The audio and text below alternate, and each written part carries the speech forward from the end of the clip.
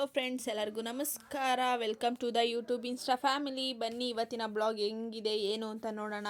Sorry guys, ಎಲ್ಲರಿಗೂ ನಾನು voice over ಕೊಡೋಕ್ಕಾಗ್ತಿರ್ಲಿಲ್ಲ. ಯಾಕೆಂದರೆ ತುಂಬ ಬ್ಯುಸಿಯಾಗಿದ್ದೆ. ವಾಯ್ಸ್ ಎಡಿಟ್ ಮಾಡೋಕ್ಕಾಗ್ತಾ ಇರಲಿಲ್ಲ. ಎಡಿಟಿಂಗ್ ಟೈಮಿಂಗ್ಸ್ ಇಲ್ಲ.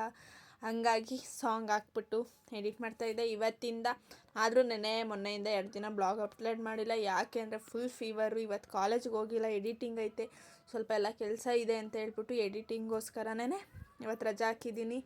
ಇವತ್ತು ಏನಪ್ಪ ಬ್ಲಾಗ್ ಅಂದರೆ, ಇವತ್ತು ಬೆಳಗ್ಗೆ ಎದ್ದು ನಮ್ಮ ಅತ್ತೆ ಮನೆಗೆ ಹೋಗೋದೇ ನನಗೆ ಒಂದು ಟಾಸ್ಕ್ ಡೈಲಿ. ಇದನ್ನ ನಾನು ಕಾಲೇಜ್ ಅಂತ ಹೇಳಲ್ಲ, ಇದು ನನ್ನ ಅತ್ತೆ ಮನೆ ಅಂತ ನಾನು ಇದನ್ನು ಇಂಟ್ರೊಡ್ಯೂಸ್ ಮಾಡ್ತಾಯಿದ್ದೀನಿ. ಹೋದ್ವೆ, ಹೆಂಗಿದ್ರು ಫ್ರೆಂಡ್ಶಿಪ್ ಡೇ ಆಗಿದ್ರಲ್ವಾ ಸಂಡೇ, ಹಂಗಾಗಿ ನನ್ನ ಬೆಸ್ಟಿಗೆ ಗಿಫ್ಟ್ ಪ್ಯಾಕ್ ಮಾಡಿದ್ದೆ ನಾನೇ ಮನೆಯಲ್ಲಿ.